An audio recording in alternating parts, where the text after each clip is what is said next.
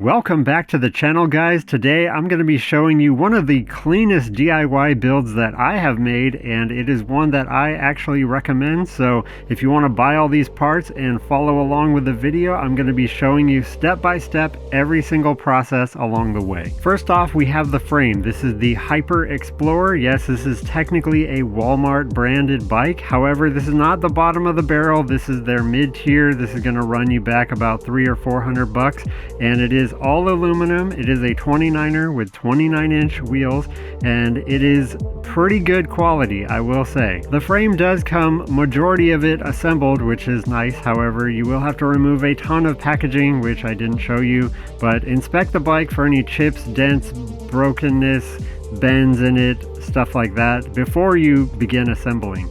Installing the handlebars, super easy, just 4 bolts for that holding on. Check all the headset bolts, make sure they are tight because you never know from the factory. Next, I'll flip the bike over to more easily install the front wheel, and this is where I ran into an issue. It is a small problem. Let me see if you guys can see what the issue is here. That looks a little out of spec. I know some guys are gonna be like, well, that's Walmart quality, that's what you get, bro, you get what you pay for, but this is not true. This box had a humongous dent in it, which I didn't see, and this bike is about 2 years old. If you guys had any idea how many projects I have sitting and waiting to be completed, you have no idea. It will blow your mind. If your bike arrives like this, do not use it. Don't be like me and wait around 2 years. Send it back immediately and get a brand new one. This will save you a lot of trouble, and that's what you paid for, is a brand new bike. Installing the seat is super easy. It has a quick release clamp. Just put it in the right position, check the suspension, make sure everything's working right. This bike is super nice, it is super light, and I really like this frame. Lastly, just throw on both pedals. Remember, one side has reverse threads, just thread them on there and they're done. Now let's dive into the meat of this build, which is the Bafang BBS HD. You can go with the BBS 02, which is a little bit cheaper but a little less powerful. This kit comes with everything you need. It even includes a nice headlight, which I didn't know it included, and that is very nice. You will have to do a small amount of research before you purchase this kit, but the Amazon seller does kind of give you some instructions on what to look for. You just need to make sure that your front sprocket is not too large for your frame and it's not going to collide with anything. If you buy the wrong size, it's not that big of a deal because you can just buy the sprocket and then just install it on your thing. I bought this one with the EKD01 display, which is pretty cool because it is more discreet, it's smaller, it also is Bluetooth, which can pair to your phone. There are a ton of display options, however they all essentially do the same thing, so just pick one that looks good or is cool or fits your bike better. The kit does have online instructions, however you shouldn't need them if you're following this video, but if you want to refer to those, they are very detailed. This is a mid-drive kit, which I usually build hub motor bikes because I really like them for various reasons. However,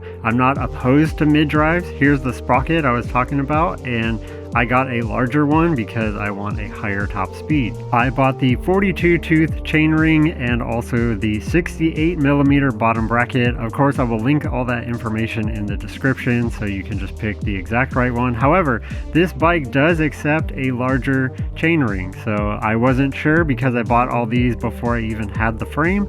So you might want to get your frame first and then figure that out if you're not building this exact bike frame. However, I am certain that you can run a larger chainring than 42 tooth. I'll show you that later. Here's all the instructions as well as the brake sensors. If you want, you have two options. You can get the little magnetic sensors if you don't have brake handles that are integrated with your gear change system. Now I'm removing the old chainring using this tool. You just thread it in there and then tighten up the other side, which is going to press it out away from the frame. The Bafang mid-drive is basically replacing your entire bottom bracket and pedals and all this, so we need to remove the old one so we can put that in place of where the old one went. The Bafang kit does come with this tool. I already had one because a lot of my other builds did not include this, so this is another plus for this Bafang kit. Now that we've removed the crank and pedal, let's go to the other side and remove that one in the same exact process using that tool. Installing the mid-drive is the hardest part of this build, but it actually is pretty simple and straightforward, so you shouldn't have too much trouble doing it, especially if you're watching this video. Once we get this left crank arm off, the next thing we need to attack is the bottom bracket bolt. And this is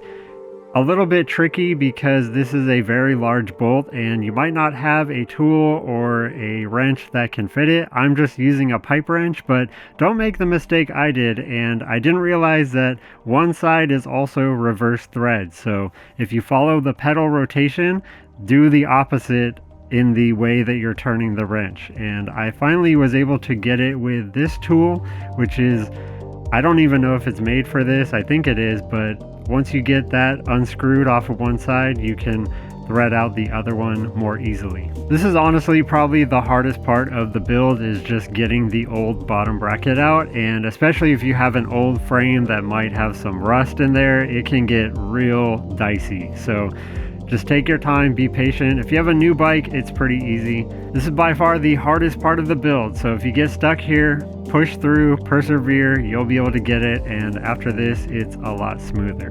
I finally was able to get this once I realized that I was going in the wrong direction, so don't be like me, do it right, take your time, and there you go. It may be wise to put down some blue tape or something to protect the area, and after that you can just pull out the bearing, so it should be straight through now. And this bike has a front chainstay, which is just like a little protector, and I just removed that completely just to make it easier, and I don't really need it anymore. Now for the mid-drive install, you just slide it through your bottom bracket and make sure you have it oriented correctly. You want the chainring to be on the side where the rear sprocket is. Remember, this is the 68mm kit. There are other kits for if you have like a fat bike or a different frame with a much wider bottom bracket. You want to measure that before you buy the kit. The mid-drive just slides directly into the bottom bracket without any issues. Here you can see a better angle of why you would want to make sure you select the appropriate front sprocket chainring size, because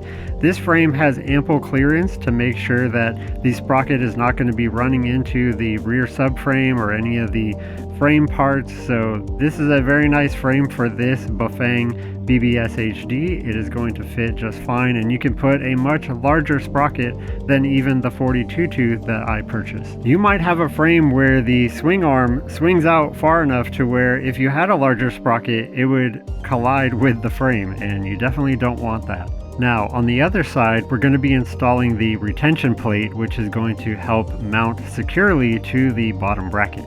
You can see how one side is different, and it has these little nubs that are going to bite into the frame to prevent it from turning.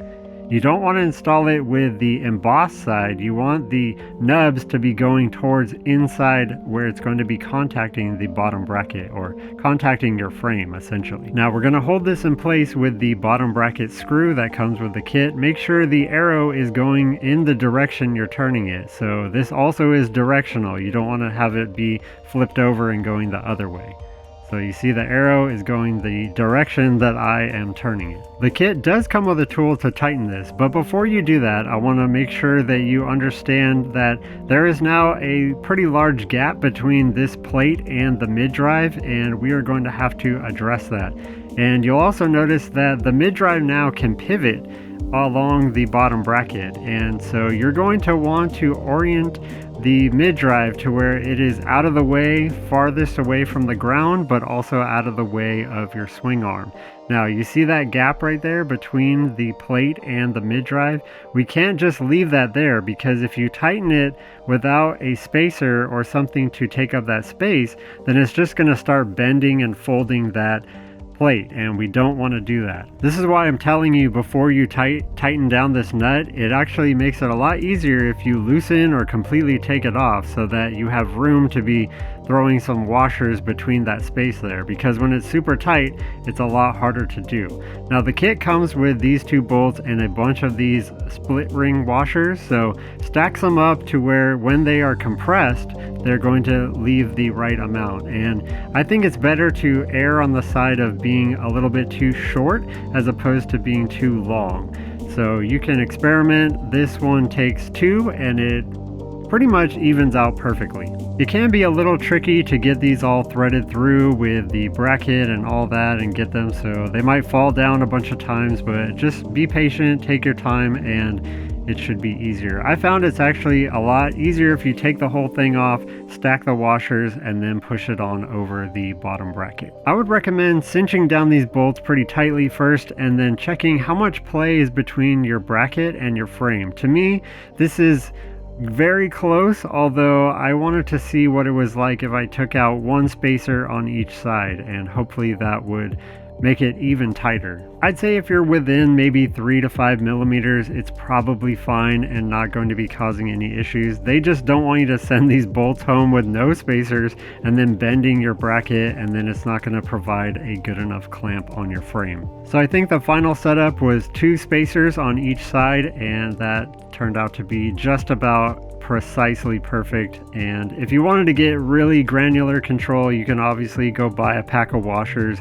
and then make it so everything is lined up super tight. Before I bolt everything down now, I want to make sure that I know where this wiring is going, because depending on where this mid-drive is oriented, then it might make routing my cables bad or wrong. So first I want to check where I want to route these cables, because this is a critical step that a lot of people with mid-drives kind of miss, and if you pinch these cables, which can happen, it's going to cause you a lot of problems. So you want your cables to be out of the way. Here's the tool I was talking about. This is included with the kit, and you just want to get it pretty tight. I'm using a rubber mallet here just to get a little bit more grip. This thing needs to be tight because this is the main thing that's holding the whole mid-drive in the correct position. Get it very tight, but don't overdo it, because this is an aluminum frame and you could strip the threads. Next up is the cap that goes on top of that bolt, which is just an extra seal to protect it and prevent it from backing out. And there's also the other side of that tool, which is going to help you tighten that down. And I'm just giving it a quick few taps. And you don't want to overdo this one either. However, you do want it very secure. Tighten the bracket bolts, tighten down the bottom bracket bolt, and then the bottom bracket cover, and your buffet will be solidly mounted. Here is the chainring. As you can see, it is dished to one side, so you obviously want that to go hugging over the top of the mid-drive. And you can see how much clearance I have with the frame, although I do believe it is outside of that, so I could have went larger with this chainring. This is the 42 tooth, and the larger you go, the greater the top speed potential. Tighten the sprocket on with the included bolts. It's pretty self-explanatory. Use a cross pattern and then throw your chain back on over the new chainring. If you go with the higher top speed, larger chainring in the front, you will sacrifice some bottom end torque, so keep that in mind if you want to go faster acceleration or if you want more top speed. But the beauty of mid-drives is you can play around with the gearing and change it, which you can't do on a hub motor. Next, I am removing the pedals from the old crank arms we took off, and if you want to skip that step of installing them like I showed you, but I always like to test the bike before I actually electrify it,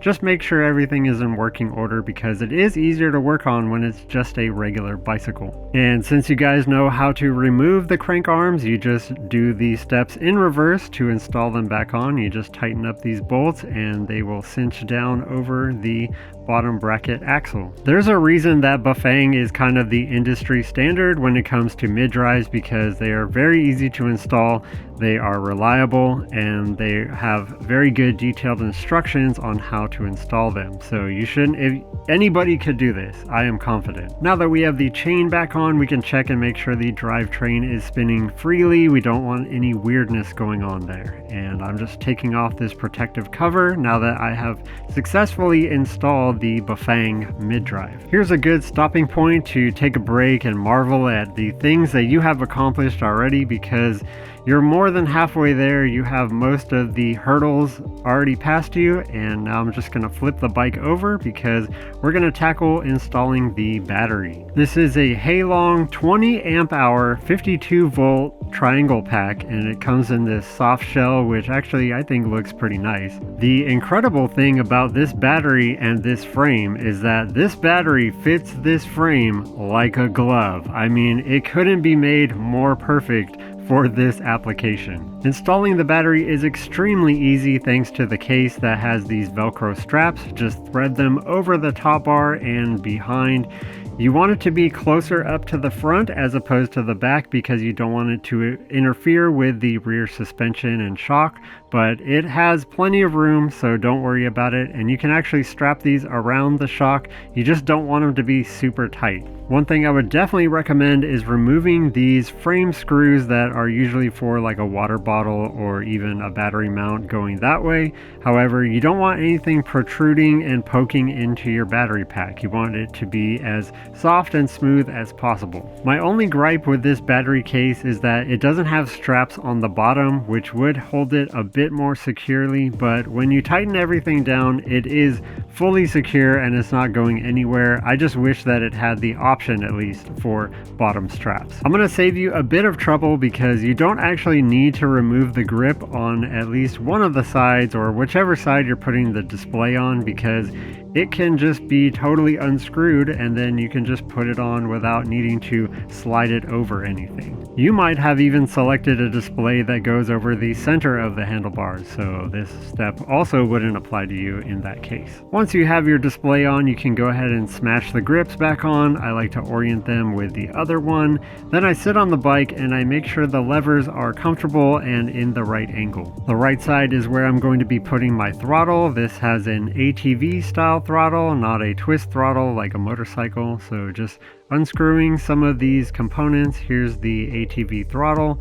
You can see how it works. With this kit, you can go only pedal assist, you can do only throttle, you can do both pedal assist and throttle, so there are a lot of options, and if you don't even want a throttle, you don't have to install it. Here you can see how I'm spacing and orienting everything to make sure that there's going to be enough room for this grip here. And on the throttle side, you have to make sure it's not going to interfere with any of your gear selections or shifting or anything like that. So you might need to play around with this a little bit to get the right spacing of everything. And next up, we're going to be tackling the wheel sensor. You can see how this part fits into there, and you want this to be aimed towards your wheel. So the plastic side is going to go on your frame and this is going to go on your wheel, and I'll show you that in 1 second. So you want to put this near the center of the rim. You don't want it closer or farther away. Right in the center is pretty good. And here you'll see where I'm going to be showing you how that plastic piece goes and is going to be getting very close to the sensor but not touching it, and that little slider is going to give you an adjustment. It does have some handy double stick tape that is going to hold it in place for you while you securely mount it with the included zip ties. I would advise you first to make sure that the wiring route that you want to go is long enough to reach the center of the wheel, because I realized after the fact that this was not going to work with how I wanted to route my wires cleanly. It's not really a big deal because it's easy enough to undo and then reposition it. So if you make a mistake like I did, then don't worry, just take it off and put it in a new spot. And instead of the top parts of the frame, I'm going with the bottom parts of the rear swing arm. Now you want to line up the sensor to be almost exact in parallel with it, and just leave maybe like a 2 to 3 millimeter gap. You don't want it so far away that it's struggling to get a reading.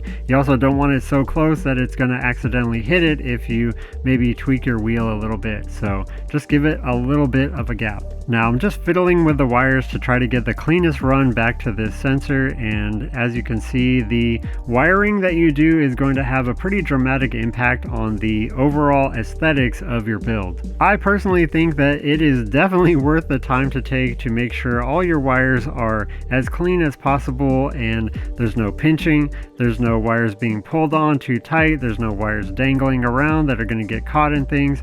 It's definitely worth the effort because it is a pain to try and troubleshoot issues with wiring. Next up is the brake sensors. I went with the sensors instead of the levers. You get a choice because one of my levers has an integrated gear shifter, and so I needed to use the sensors. You're going to want to mount them right here on your brake lever. Any spot that is close to where the pivot point is, and they give you this little neodymium magnet, which is going to be what the brake sensor senses. So as you can see, it will stick to the steel, and what you want to do is stick it down so that it is close enough to the sensor. And how this works is when you pull the brake lever, that little magnet is pulled away from the sensor, and once it reads that, it knows that you are applying the brakes. I was having a tough time with this double stick tape. It was not sticking very well at all to my brake levers. It stuck to the magnet pretty good. However, I just went ahead and just super glued the magnets to my brake lever because I do not want these falling off, especially when I'm riding, because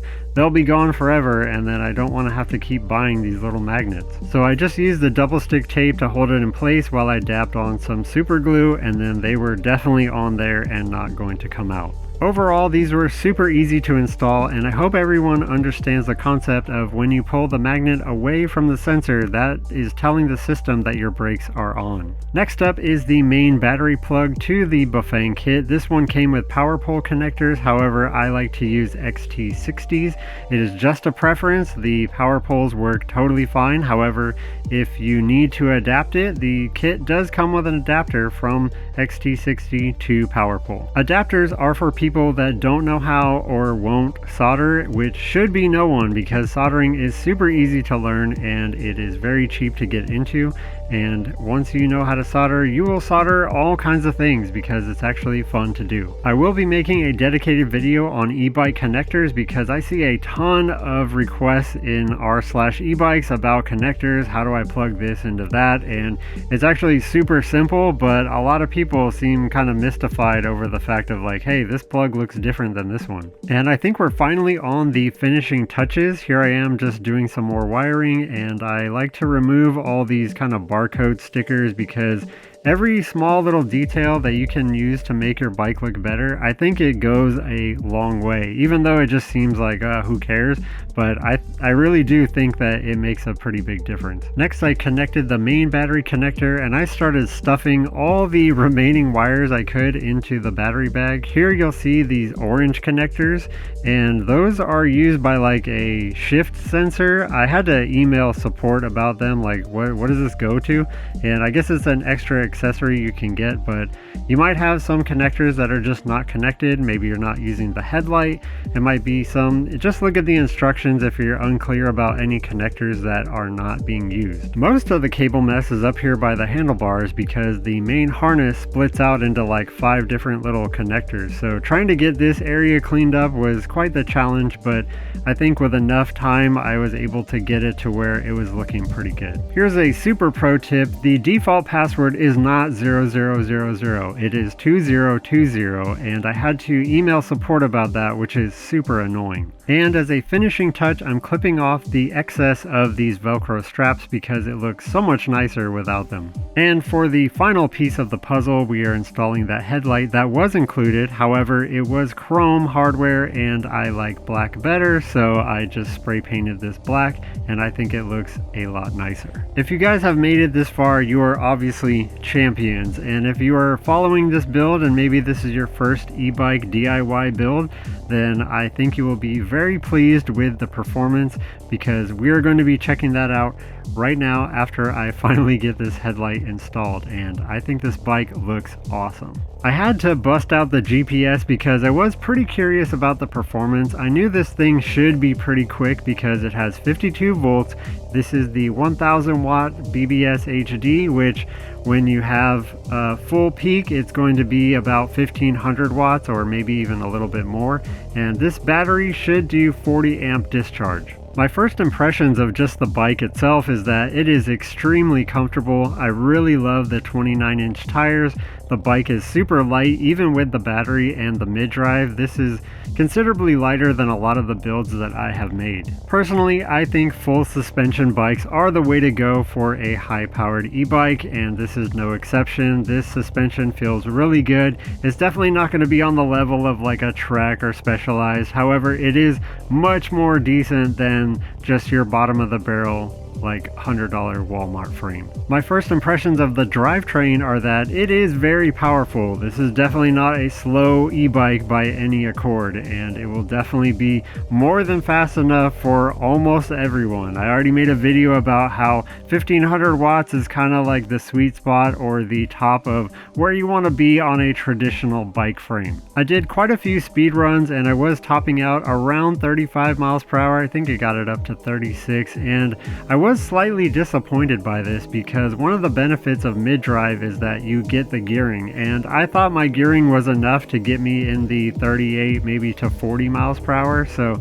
this is on par with like a 1500 watt hub motor kit.